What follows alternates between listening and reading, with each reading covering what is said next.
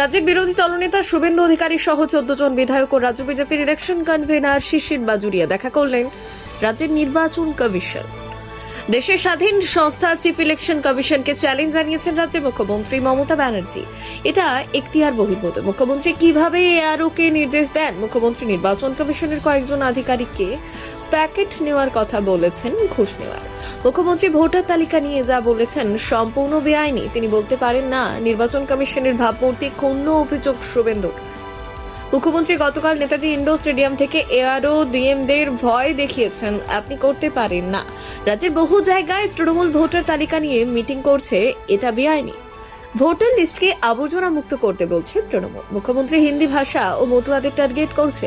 মুখ্যমন্ত্রী আইন বদলাতে পারেন না। মুখ্যমন্ত্রী হরিয়ানা গুজরাট ভোটারদের নিয়ে যা বলেছেন তার সর্বজন মিথ্যে। ইলেকশন কমিশন বলেছে কিছু ত্রুটির জন্য এপিক কার্ডের নম্বর এক হয়ে গেছে, কিন্তু নাম আলাদা, ওটা ঠিক হয়ে যাবে।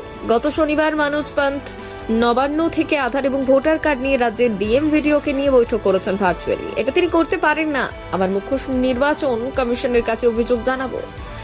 রাজ্যের 9টি জেলায় ভুয়ো ভুতুরে ভোটের নাম ঢোকানো হয়েছে। আমরা 24 লোকসভার আগে 15,000 পাতার কপি নির্বাচন কমিশনার জমা দিয়েছি, সেখানে 16 লক্ষ ভোটার আছে। নির্বাচন কমিশন 8 লক্ষ বাদ দিয়েছে। আনসারুল বাংলা জঙ্গি টিমের শিখে ভোট দিচ্ছে কিভাবে, এই চেনটাকে দিতে হবে নির্বাচন কমিশন। ভবানীপুরে মুখ্যমন্ত্রী এরিয়ার 20,000 হিন্দি ভাষী লোক আছে এবং তাদেরকে টার্গেট করা হচ্ছে যাতে ভোটার তালিকা থেকে নাম্বার চায়। এবার সেটা হতে দেব না, হুঁশিয়ারি শুভেন্দু।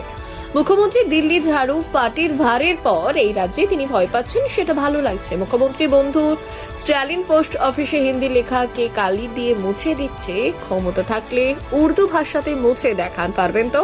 মুখ্যমন্ত্রীর সমস্ত সাংবিধানিক পোস্টকে কালিমালিপ্ত করছে। মুখ্যমন্ত্রী 2026 বিধানসভায় পারবেন বলে ভয়ে এই কথা বলছেন। কমপ্লেন করব ইসিআই মনোজ পন্থ নবান্ন থেকে এপিক কার্ড এবং ভোটার লিস্ট সংক্রান্ত কোনো ভিসি করতে পারেন না। ভিসি করার অথরিটি পশ্চিমবঙ্গের ক্ষেত্রে সিও অফিস, ডিএম অফিস এবং ডিএম এর নিচের তলা পর্যন্ত যারা ইলেকশন সেল বিডিও অফিসে দেখেন বড় বাবুরা, আর যখন স্পেশাল রিভিশন চলে বিএলও পর্যন্ত যেতে পারে। নবান্ন থেকে গত শনিবার বিডিও, এসডিও, ডিএমদেরকে মনোজ পন্থ ভিসি করে চমকেছেন। এটা পারেন না, এটা সংবিধানকে চ্যালেঞ্জ করেছেন, ইসিআই কে চ্যালেঞ্জ করেছেন। ফাইনালি যে কথা বলে আমি কনক্লুড করব সেটা হচ্ছে মাননীয় সাদ শেখ, তিনি কোথাকার ভোটার? তিনি প্রমাণিত আনসারুল বাংলার জঙ্গি, পার্মানেন্ট রেসিডেন্ট অফ বাংলাদেশ। তিনি 23 পঞ্চায়েত এবং 24 লোকসভায় হরিহরপাড়া মুর্শিদাবাদে ভোট দিলেন কি করে?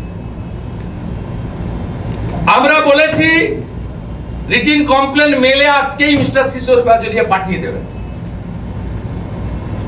যে বিএলও ওনার নাম রেকমেন্ড করে তুলেছে কাগজ বের করতে হবে। যে ট্যাগিং অফিসার বিডিও অফিসে হরিহরপাড়ায় ওনার হিয়ারিং নিয়ে নাম ইনক্লুড করে দিয়েছেন ডিএমএস সই করিয়ে, এই চেনটাকে সামনে আনতে হবে।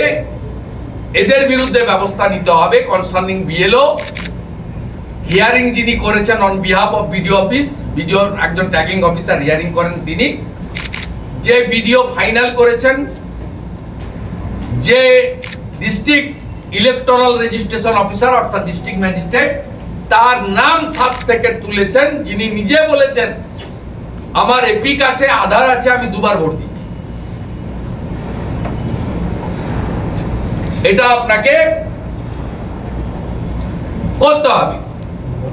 আর একটা ইন জেনারেল দাবি আমি করেছি যে পশ্চিমবঙ্গে ভুতুড়ে ভোট তুলেছে তৃণমূল কংগ্রেস। রোহিঙ্গা মুসলমান অবৈধ অনুপ্রবেশকারীদের ভোটার লিস্টের নাম তুলেছেন তৃণমূল কংগ্রেস। 9টা বর্ডার জেলাতে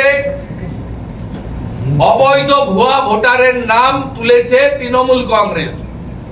তাই আধার এবং এপিক লিংক করে রেশন দোকানের মতো বায়োমেট্রিক মেশিন দিয়ে পশ্চিমবাংলার নির্বাচন করতে হবে।